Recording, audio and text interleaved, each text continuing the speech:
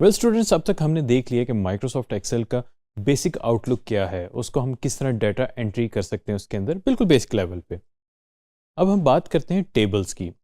जैसे कि आपको याद है कि हमने वर्ड के अंदर टेबल्स ऐड किए थे, इसी तरह हम पावर पॉइंट के अंदर भी टेबल्स ऐड कर लेते हैं। लेकिन जब हम माइक्रोसॉफ्ट एक्सेल की बात करते हैं, यहाँ पे टेबल्स बिल्कुल ही मुख्तलिफ दुनिया है।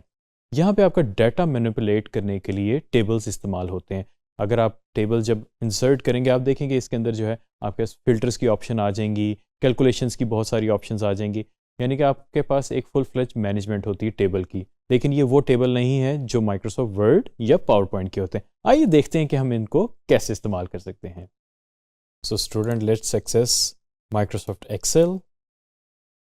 मैंने अपना माइक्रोसॉफ्ट एक्सेल ओपन कर लिया है और आप भी कर लीजिए। प्रैक्टिस इसमें बहुत ज़्यादा ज़रूरी है, जैसे कि मैं पहले भी एम्फसाइज़ कर चुका हूँ।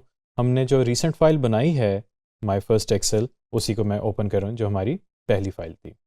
वेल स्टूडेंट्स, शीट तो हमारी ओपन होगी, लेकिन इससे पहले कि हम टेबल्स की तरफ जाएं, मैं आपको कुछ बताना चाहूँगा शॉर्टकट्स जो कि बहुत ज़्यादा इंपॉर्टेंट हैं, क्योंकि मैं सबको एम्फसाइज़ करता हूँ माइक्रोसॉफ्ट एक्सेल यूज़ करते हुए कीबोर्ड का ही सिर्फ इस्तेमाल करें, आपको माउस की ज़रूरत नहीं है। उसकी वजह जानते हैं क्यों।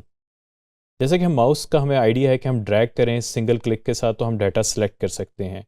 लेकिन अगर आपका डाटा बहुत ज़्यादा हो, जब आपके पास थाउजेंड्स ऑफ रोज़ हों या कॉलम्स हों, तो फिर आप ये कैसे करेंगे? पॉसिबल नहीं है। तो इसके लिए अब हम यूज़ करते हैं कर्सर्स को। कर्सर यानी कि जो हमारी एरो वाली कीज़ बनी होती हैं कीबोर्ड के ऊपर, और उसके अंदर हमारा जो सबसे ज़्यादा इस्तेमाल होता है शिफ्ट का बटन और कंट्रोल का बटन, और इनका कॉम्बिनेशन यानी कि control plus shift plus cursors. अभी आप देख रहे हैं कि मेरा जो कर्सर है, यानी कि जो मेरा सेलेक्ट सेल है, वो है A1।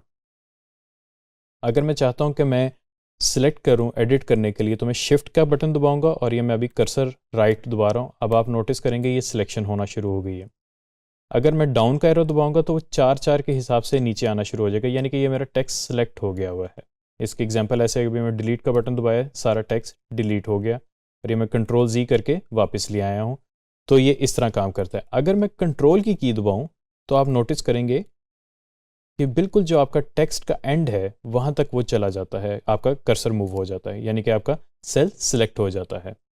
अगर मैं कंट्रोल के साथ शिफ्ट की भी की दबा दूंगा तो आप नोटिस करेंगे कि वो एंड टू एंड सेलेक्ट कर रहा है। पहले आपने नोटिस किया था वो 1 बाय 1 जा रहा था मेरा सेल सिलेक्शन की तरफ, लेकिन अब वो एंड तक चला गया है डाटा पे।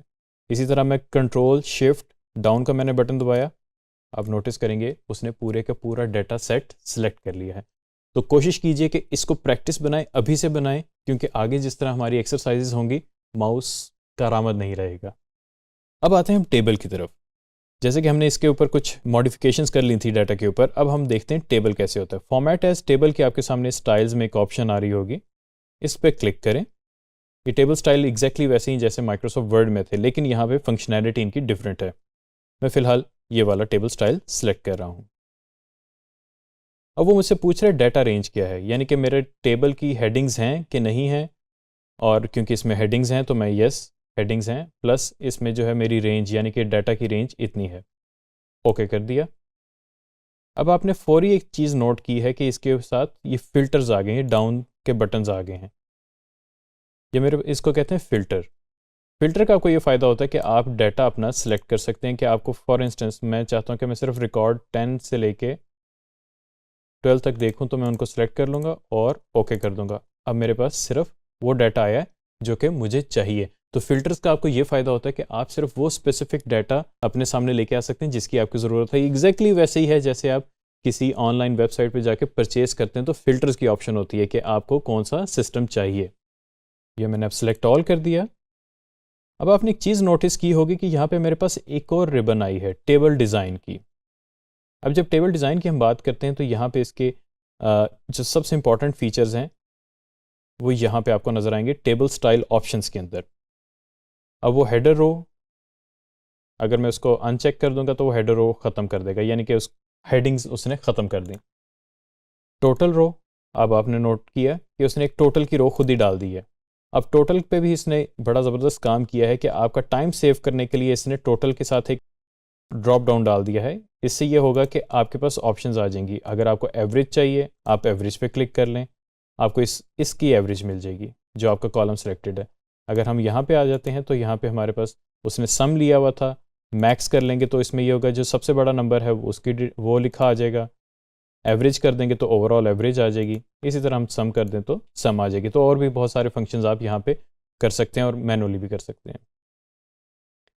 और उसके अलावा लिखा हो बैंडेड रोज, हम थीम थोड़ा सा चेंज कर लेते हैं स्टाइल, ताकि हमें आइडिया हो जाए कि बैंडेड रोज कैसे काम करती हैं।